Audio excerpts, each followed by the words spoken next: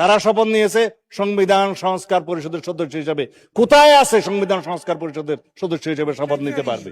সেটা অসাংবিধানিক। সংবিধানে তো 26 সালে নির্বাচন হওয়ার কথা না। সংবিধান অনুযায়ী এখন কোন সরকারি দল নাই, পালায়ে গেছে। সংবিধান অনুযায়ী এখন কোন বিরোধী দল নাই, সেটাও পালায়ে গেছে। একটা যদি হালাল হয় আরেকটা হারাম হয় কিভাবে? তারা এখন যুক্তি তুললেন যে সংবিধানের মধ্যে গণভোটের কোনো প্রভিশন নাই। কোথায় আছে সংবিধান সংস্কার পরিষদের সদস্য হিসেবে শপথ নিতে পারবে? সেটা অসাংবিধানিক। যেহেতু জনগণের রায়কে সম্মান করা হচ্ছে না, তার প্রতিবাদে আমরা ওয়াক আউট করছি। ধন্যবাদ মাননীয় স্পিকার। তারা যদি বলে থাকে তারা দুইটা শপথ নিয়েছে, আর একটা শপথ আমরা তো নেই মাননীয় স্পিকার। তারা শপথ নিয়েছে সংবিধান সংস্কার পরিষদের সদস্য হিসেবে। কোথায় আছে সংবিধান সংস্কার পরিষদের সদস্য হিসেবে শপথ নিতে পারবে?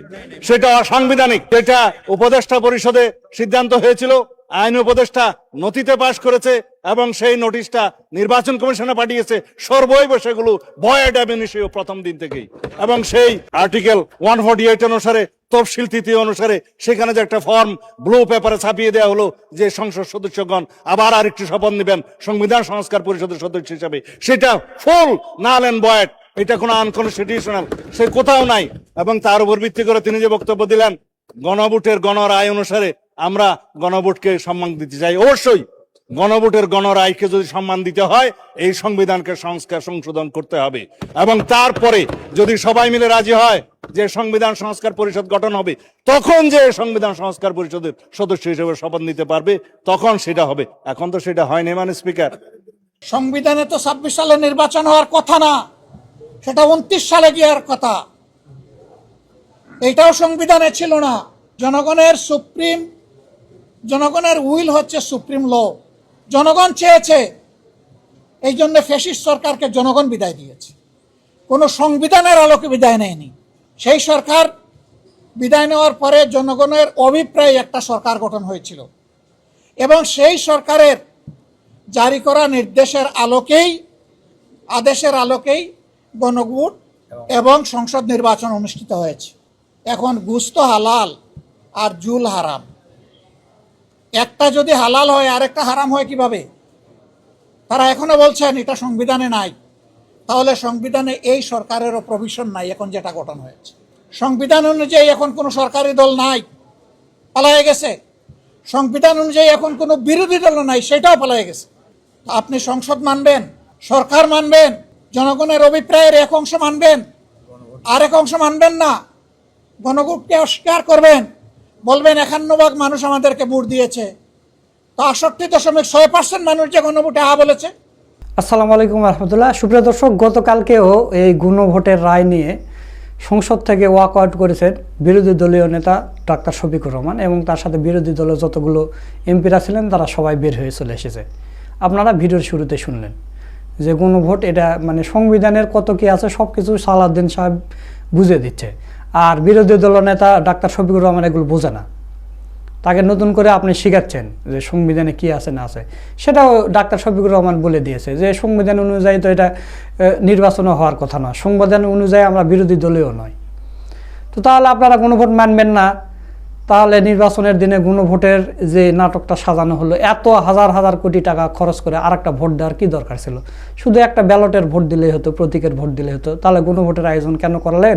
সরকারের জনগণের এত টাকা কেন খরচ করালেন? তো প্রিয় দর্শক, ওয়াক আউট করার পরে বিরোধী দলের নেতা একটা প্রেস ব্রিফিং করেছে, সেই ভিডিওটাই আপনাদের দেখাবো। তো চলুন আমরা ভিডিওটা দেখি। আসসালামু আলাইকুম রহমতুল্লাহ। সাংবাদিক বন্ধুগণ, আপনারা সবাই জানেন সুদীর্ঘ 15.5 বৎসর বাংলাদেশের জনগণ ভোটের অধিকার সহ তাদের সকল মৌলিক অধিকার থেকে বঞ্চিত ছিল। 14 সালের ভোটটি ছিল একেবারেই ভোটারবিহীন। 18 সালের ভোটটি ছিল মিডনাইট ইলেকশন, ভোটের আগের রাতেই সব শেষ করে ফেলা হয়েছিল। আর 24 সালের ইলেকশন ছিল আমি এবং দামি। এই 24 সালের নির্বাচনের পর আমাদের ছাত্র, তরুণ, যুব সমাজের ন্যায্য একটা দাবি, সেই দাবি নিয়ে তারা যখন মাঠে এসেছিল তখন অতীতের ফেসিবাদী কায়দায় তাদের সেই দাবিকে দমিয়ে দেওয়ার চেষ্টা করা হয়েছিল। তাতে যুব সমাজ রুখে দাঁড়িয়েছিল এবং তাদের উপরে নির্মমভাবে হত্যাযজ্ঞ চালিয়ে দেওয়া হয়েছিল। সারা দেশবাসী, নারী পুরুষ সবাই তখন তাদের পাশে এসে দাঁড়ালো। তুমুল আন্দোলনের মুখে ফেসিবাদী সরকার 24-এর 5ই আগস্ট দেশ থেকে পালিয়ে গেল ক্ষমতা ছেড়ে। এরপরে বহু প্রত্যাশিত একটি নির্বাচন হলো এবছরের 12ই ফেব্রুয়ারি। একই দিনে আপনারাও সবাই 2টা ভোট দিয়েছেন। এখন যারা সংসদে আছেন তারাও সবাই 2টা করে ভোট দিয়েছেন। সবার হাতে 2টা করে ব্যালট দেওয়া হয়েছিল।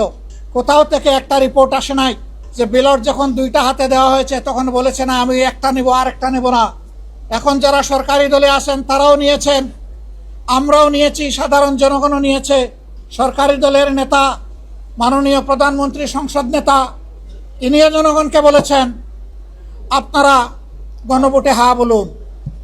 আমরাও জনগণকে বলেছি গণভোটে হা বলুন।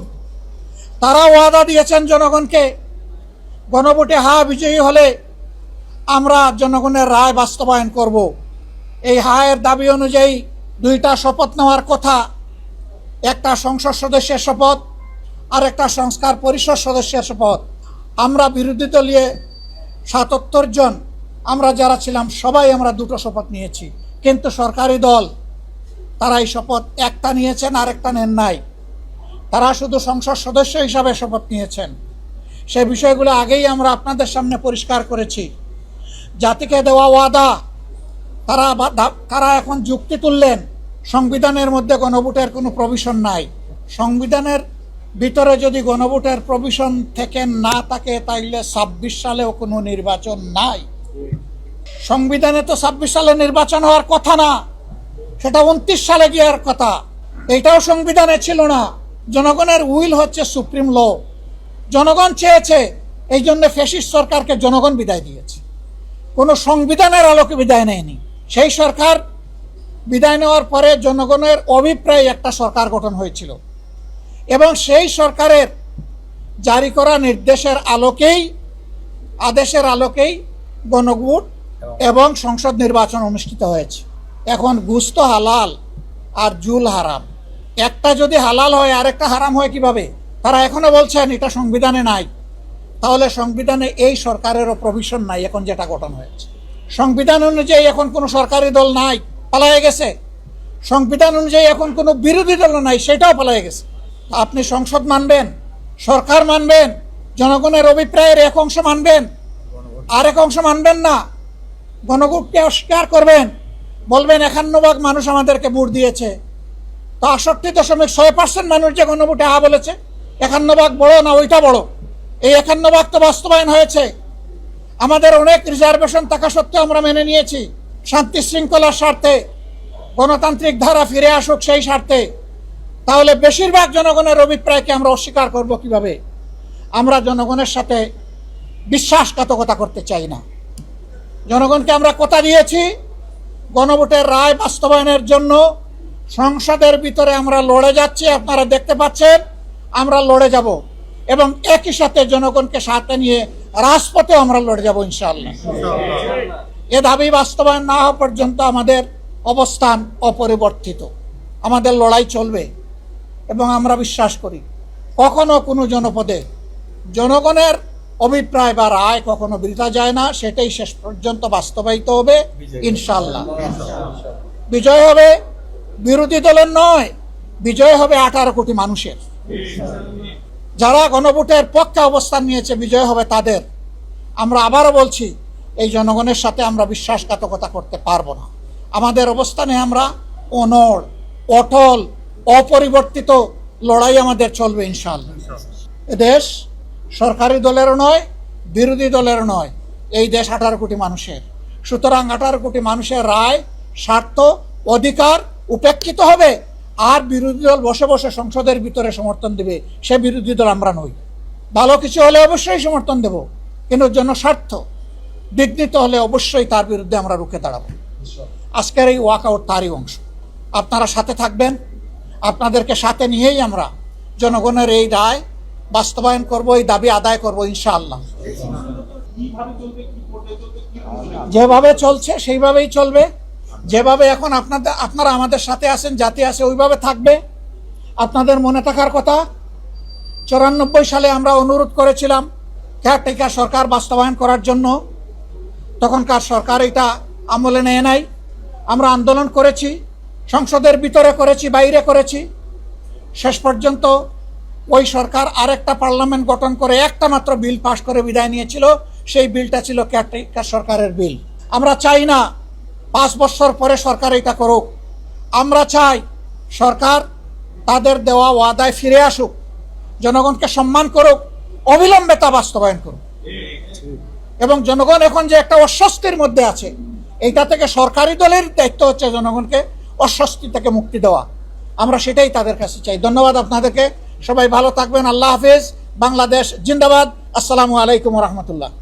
সুপ্রিয় দর্শক, আপনারা বিরোধী দলের নেতা ডাক্তার শফিকুর রহমানের ভিডিওটা দেখলেন, তো তার কথাগুলো আপনাদের কাছে কেমন লেগেছে তা অবশ্যই কমেন্ট করে জানিয়ে দেবেন। এবং এই সালাউদ্দিন আহমেদরা যে সংবিধান করে জিকির তুলতেছে, এই বিষয়ে আপনাদের মতামত কি সেটাও কমেন্ট করে জানিয়ে দেবেন। ভিডিওটা ভালো লাগলে শেয়ার করবেন।